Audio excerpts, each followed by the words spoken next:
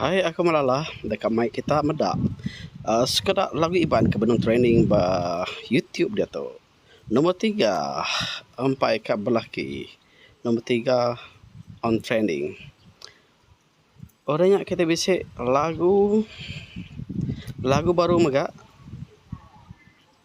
Penyanyi baru. Ha. Okey, kita bisik hanya ya nomor 1.